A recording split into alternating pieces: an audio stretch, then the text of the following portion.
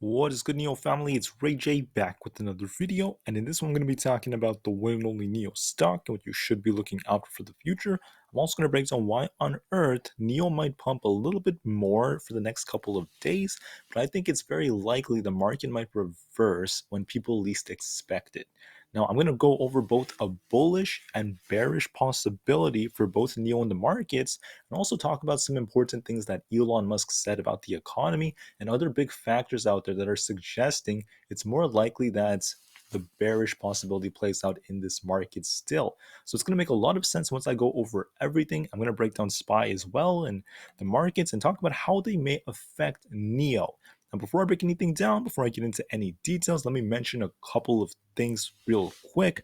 Firstly, I'm not a financial planner. Take none of this as financial advice whatsoever.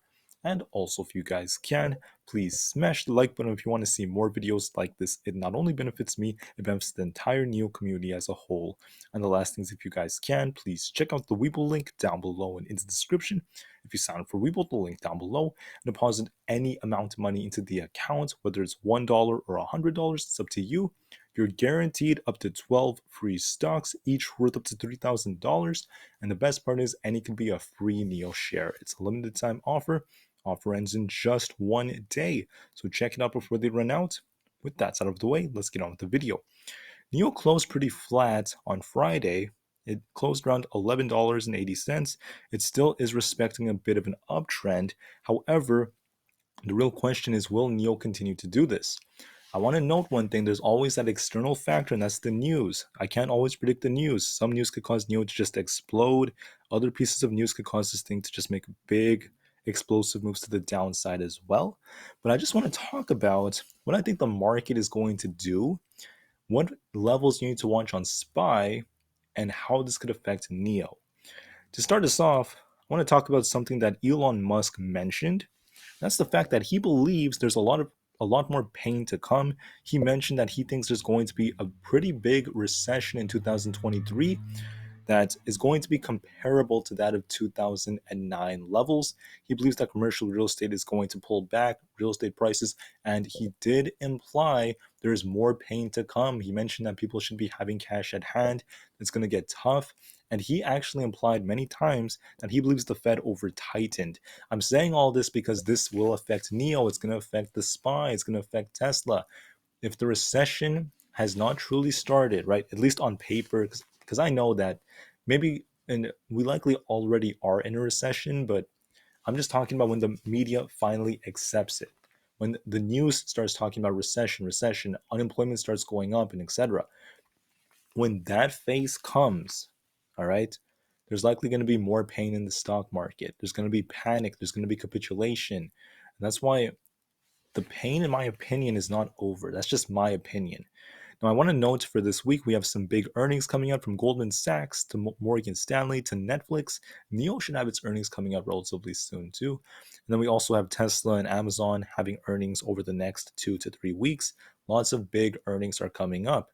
We also have the FOMC meeting on February 1st. That's going to be another major catalyst. So we have so much going on. But there is one hidden catalyst that I think might cause some pain in the stock market. That's going to be the US hitting its debt limit on Thursday. Why is this important? Well, the market hates uncertainty.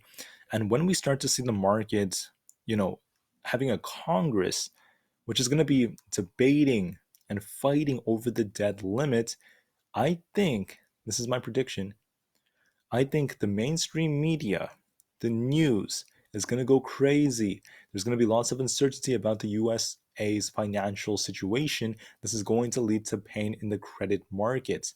The pain in the credit markets is going to likely lead to the dollar index maybe starting to pump soon, and also the 10-year treasury yield to start pumping. I'm going to actually show you the charts in a few minutes. And when that happens, this will likely cause pain in the stock market, in my opinion. I think the VIX is going to bounce too. Now, despite the fact that the options chain is still showing relatively high puts to call ratios, I want to note that this trend is continuing all the way to like July, maybe into like September. For the whole year, institutions are not giving up. Now, does this mean that the market might just continue to squeeze? there's a possibility of that. Let me break down the possibilities for you. And this will affect NIO, don't forget that. So I mentioned to you guys, and I made a mistake, I want to apologize for it. I mentioned that SPY would likely peak around 402. I think that's a little bit conservative. I think it's going to go a little bit higher than that. Maybe 406 might be where the peak is. The technicals still look bullish. We have a nice uptrend that's being respected. If you look at the MACD, the same thing. But I believe that this could be a trap. And let me break this down with more context. So people are divided right now. There's some people saying, oh, the market's going to rally. We're going to go crazy high. They could be right. But how could you convince me that they're right? SPY needs to break 410. If it breaks 410, then yes, we are going to likely see a big pump, right? That would invalidate a lot of the potential formations I mentioned, such as when you look at the hourly, I believe it is. I think you could look at the daily as well. There is a potential head and shoulders forming on SPY right here. We have a head and shoulders like formation, left shoulder, head, right shoulder, which is where resistance is.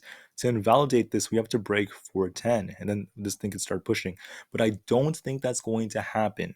All right. I went over a possible bullish possibility, but I'm going to explain why I don't think that's going to happen. Right. Excuse me. Sorry, guys. So, what I think is happening is these institutions, these market makers, are trying to trick people. They're going to try to get SPY. And when you look at the daily trend, don't forget this descending broadening wedge. Notice the upper trend line right here. I'm going to make this huge. This trend line, it's major resistance. We touch it, we break. We touch it, we break down. We touch it, we break down. Touch it, break down. We finally got a fake out rally where we tried to break it, and then we ended up breaking right back down. Let me show you. Right here, there was an instance where we actually broke above it temporarily, got people excited. Then we got rejected off 410. It also happened around 408. Same thing right here. We broke out of it, then we came right back down. So what I think is going to happen is this time we're going to break the major resistance and everyone's going to become excited. They're going to start talking about the market rallying. Oh, the bear market is over. And people are going to turn super bullish and they're going to get so excited up here around this level. And what I think is going to happen is if this thing breaks 410, then yes, we are going to most likely start pumping then. And I'm going to kind of invalidate what I'm about to say if it breaks 410. But like I said, I don't think that's going to happen. I think what's going to happen is we're going to push up to this like 406-ish area. We're going to be above the descending broadening wedge resistance. People are going to be excited. And then that's exactly when they're going to rug pull us. It's a trap, a trick, a fugazi, whatever you want to call it. That is what I believe is happening. And I think this because the first thing you have to remember is the Fed is incentivized to be hawkish. The pain is likely not over, as Elon Musk said. All right. On top of that, we have earnings and then the debt ceiling limit that's going to be debated by Congress. The stock market does not like that. This did happen in 2021. It did not affect the market as much. But in 2013, it happened and the stock market dropped like 12%. Then it happened in 2011, the stock market dropped 20%. Think about it. This could affect the market negatively. The market does not like uncertainty. And that's what I think will most likely happen. Once again, I'm prepared for both the bullish and bearish possibilities. If SPY breaks like 410 and keeps going, yeah, then I would turn very bullish if we break 410. But I don't think that's going to happen. I think we're going to get stopped out around here over the next couple of trading days. The stock market is going to be closed on Martin Luther King Jr. Day, which is Monday. And then I also want to note something else that's very important. Why do I think the market might reverse right here? What makes me think that? Well, it's not just the news, it's also technical analysis. If you look at the daily on SPY, for example, look at the RSI, we are forming a hidden bearish divergence. Look at where the RSI was when we pumped to 408 on the daily. RSI was at 56, it's currently at 60. That's a divergence that's forming. Then we also have other technical indicators. I'm just going to briefly go over them or as quickly as I can. On the hourly, there is most likely a possible inverse head and shoulders forming on the Nasdaq. We also have a gap up here on the Nasdaq. So I do think the Nasdaq is going to fill the gap. I think we have more room to pump.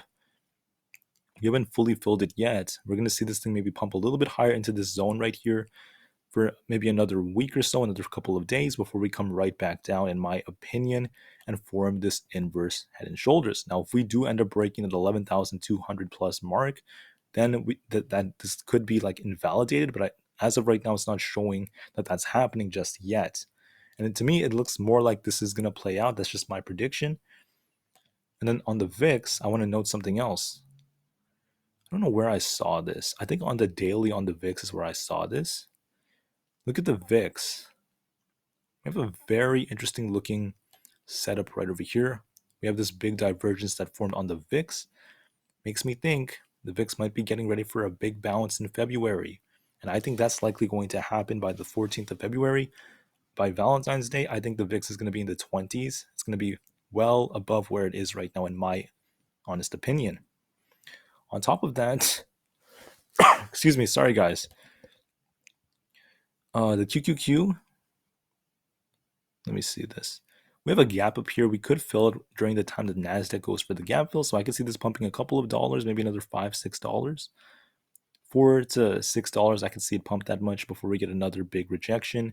I think that's very likely. And I think they're trying to trap a lot of people because on the QQQ, we also have a hidden bearish divergence that's forming. RSI at 58, back here, RSI was at 55 and we pumped up here. That's once again a divergence that's forming compared to this. And finally, let's see the dollar index before I talk about the yield. Dollar is nearing 100. It might get a big bounce soon. This thing has been selling off for a very long time. I would say over the next few weeks, I expect this to maybe bounce or at least see a reaction in the opposite direction. Right here, you guys could quite clearly see we're entering this very key level, this retracement area, which is where this thing bounced very hard. We have more room to come down, in my opinion, this 101 to 100 area right here before we could get a big bounce. Finally, 10-year treasury yield. I want to note that we are very close to a potential pivot point because right here, we bounced pretty hard off this 34-ish level. And we also have previous support, which becomes resistance. Previous resistance, which becomes support in this zone. This thing could start to bounce very soon. We actually have a bullish hammer that formed right here. Might continue pumping and start filling these gaps to the upside. We have a lot of gaps up there. Wow. We have at least like 2 or 3 of them. It might start pumping. If that pumps, it's going to be bearish for the stock market. And the debt ceiling fight that's about to start in Congress, that could be the trigger. What does this all mean for NIO? Remember what Elon Musk said, the recession is likely yet to come. To me, I think NIO, if the market's going to pump a little more, like I said, SPY could get to 406, QQQ could get to about 285, 286. It's still possible. Nasdaq could pump a little bit more to finish its right shoulder. NIO might pump a little more. Maybe we could get to 12. Maybe you push a little higher. But it is respecting a rising wedge-like pattern. And eventually, for the next few days, it might find the top and start coming right back down if the market starts tanking hard because of the debt ceiling news. Man, NIO could come down with it. I want to warn everyone about that. There's no guarantee the pain is over. If SPY breaks 410, however, then there is a possibility the market could rally hard to the upside, and that can also help NIO. But like I said, I think that's unlikely. It's most likely not going to happen, in my opinion. And I'm just saying this because this will affect NIO. But like I said, we're more likely to start coming down, in my honest opinion. I just want to be prepared for anything. Anyways, thank you all for listening. Have a great rest of the day. Please enjoy the weekend. Remember, the market's going to be closed tomorrow for Martin Luther King Jr. Day. Please be ready. Anyways, thank you for listening. Have a good one, guys. I appreciate everyone. NIO to the moon, because the long-term future is still very bright. And peace out.